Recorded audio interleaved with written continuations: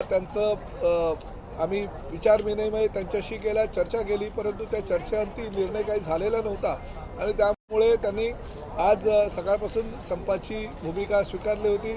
आझाद मैदानावर ते सगळे आमचे ट्रान्सपोर्ट खात्याचे म्हणजे ट्रान्सपोर्टचे सर्व लोक ही जमा झाले होते आणि त्यानंतर दुपारी परत परिवहन खात्याचा मंत्री म्हणून मी त्यांच्याशी चर्चा केली।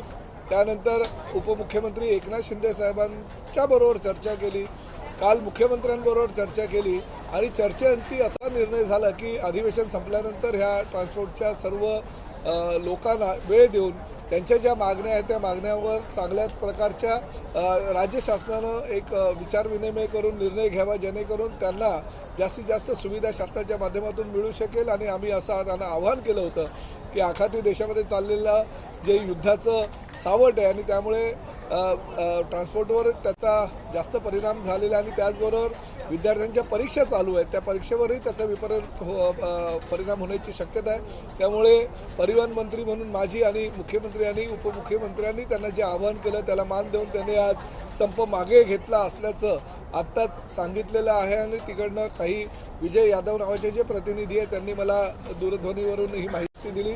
त्यामुळे आमच्या आव्हानाला प्रतिसाद दिल्याबद्दल मी त्यांचं राज्य शासनाच्या वतीनं धन्यवाद मानतो आणि त्याचबरोबर अधिवेशन संपल्याबरोबर ह्या सगळ्या लोकांना घेऊन आम्ही एक बैठक घेऊ आणि त्या बैठकीमध्ये निश्चितपणे त्यांच्या सगळ्या मागण्यांचा सकारात्मक आम्ही विचार करू। राज्यामध्ये 45,000 कोटीचे ई-चलनचा फाईन मारला, तर तो काय माफ होणार आहे की कसं? नाही, अशा प्रकारे कुठलाही काही निर्णय झालेला नाही, परंतु शासनानं काही निर्णय घेतलेले आहे आणि तो निर्णय आम्हाला सुद्धा ज्या ज्या काही ठिकाणी योग्य निर्णय आहे त्या निर्णयाची अंमलबजावणी करणं क्रमप्राप्त आहे। बघा, ई चलनाच्या माध्यमातून काही शासन आपला महसूल वाढवत नाहीये। ह्या ट्रान्सपोर्टरना किंवा त्या गाड्या चालवत असलेल्या ड्रायव्हरना कुठेतरी शिस्त लागावी ह्यासाठी ही ई चलनाची प्रक्रिया तत्कालीन सरकारनं चालू केली होती, परंतु काही ठिकाणी मोठ्या प्रमाणात त्याचा अपव्यय झाला असल्याच्या त्यांच्या त्या तक्रारी आहेत, त्यांच्या तक्रारीचं निराकरण केलं जाईल आणि निश्चितपणे चांगला सकारात्मक तोडगा काढला जाईल। सर, हिंदी में बता दीजिए कि आपके विभाग से क्या कुछ आज निर्णय जो है लिया गया है? पिछले कई दिनों से राज्य के जो भी ट्रांसपोर्टर है उन्होंने स्ट्राइक पुकारने का आह्वान किया था ट्रांसपोर्टर को और आज उन्होंने स्ट्राइक भी ले लिया। हमने बहुत दिनों से उनके साथ चर्चा की थी, मगर चर्चा करने के बावजूद कोई निर्णय नहीं हुआ था। कल राज्य के मुख्यमंत्री और आज उप मुख्यमंत्री जी से मैंने बात करके एक सकारात्मक निर्णय लेने का आह्वान किया था, क्योंकि ये जो डिसीजन है ये होम डिपार्टमेंट और ट्रांसपोर्ट डिपार्टमेंट का जॉइंटली निर्णय है, क्योंकि ई चलन के बारे में उनका बहुत सारा विरोध था। तो हमने इसके ऊपर अभी चर्चा की है और उनको आह्वान किया है कि ये जो हमारा अधिवेशन है 24 तारीख तक चलेगा, उसके बाद में उनके साथ बैठ के सकारात्मक एक निर्णय राज्य शासन लेंगे और राज्य शासन और ट्रांसपोर्टर एसोसिएशन के साथ मिल के हुए हम एक अच्छा निर्णय लेंगे ताकि उनको उसका फायदा हो सके। शिवसेना कार्यकर्ताओं को मौका देने वाली पार्टी है, ज्योति वाघमारे को मौका दिया गया, इससे ये सुनिश्चित होती है और कई सारे जो वरिष्ठ नेता हैं वो भी नाराज है इस बात को लेकर। नहीं, देखिए, शिवसेना पार्टी में नाराजगी कुछ नहीं होती है और देखिए हमेशा एकनाथ शिंदे साहब ने काम करने वाले कार्यकर्ताओं को मान सम्मान दिया है।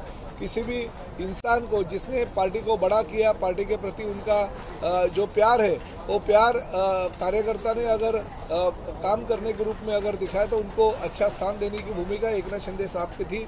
ज्योतिताई वाघमारे बहुत ही अच्छी महिला है, डॉक्टर है, पीएचडी उन्होंने की हुई है, बहुत अच्छा उनका भाषण में, और कोई भी अगर जगह पे वो जाएंगे तो लोगों के बीच में रहने के बाद बहुत ही अच्छा वो अपने विचार वहाँ पे व्यक्त करती है। ऐसे एक महिला है और लाडली बहनों का लाडला भाई का एक रूप आज शिंदे साहब ने दिखाया और एक अच्छी राज्यसभा का सदस्य के तौर पे वो जीत के जाएगी और भविष्य में अच्छा काम दिल्ली में शिवसेना की पार्टी की करेगी। सर, एक सवाल मेरा, नीतीश कुमार जो है राज्यसभा जा रहे हैं, तेजस्वी यादव जो नेता प्रतिपक्ष है वो ये कहते हैं कि महाराष्ट्र पैटर्न बिहार में जो है वो बीजेपी ने दिखाया है। जिस तरीके से शिंदे साहब की राजनीतिक करियर को खत्म करने का प्रयास किया गया था, ठीक उसी प्रकार से नीतीश कुमार को राज्यसभा देखिए, मुझे ऐसा लगता है कि उन्होंने अपना बिहार राज्य देखना चाहिए। बिहार राज्य अच्छा कैसे डेवलप हो, बिहार राज्य में लोगों को रोजगार कैसे मिले, लोग जैसे युवा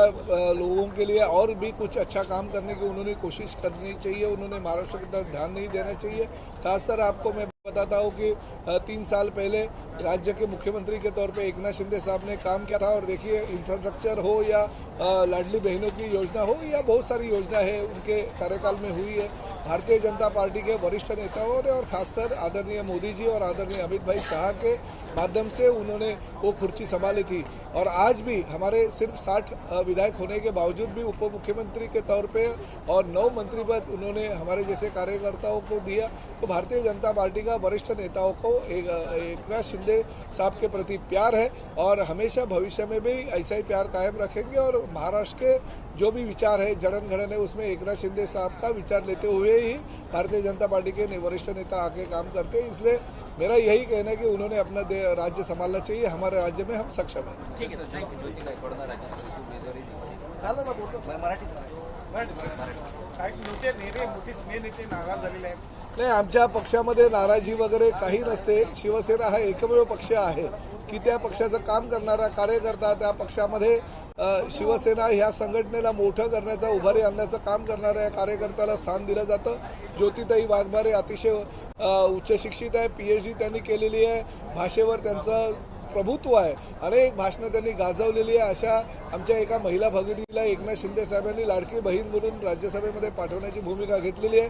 आणि त्यामुळे अनेक लोक नाराज नाही, बल्कि अनेक लोक हे फार समाधानी आहे, आनंदी आहे की एका चांगल्या महिलेला एकनाथ शिंदे साहेबांनी उमेदवारी दिली. नाराजांचं असं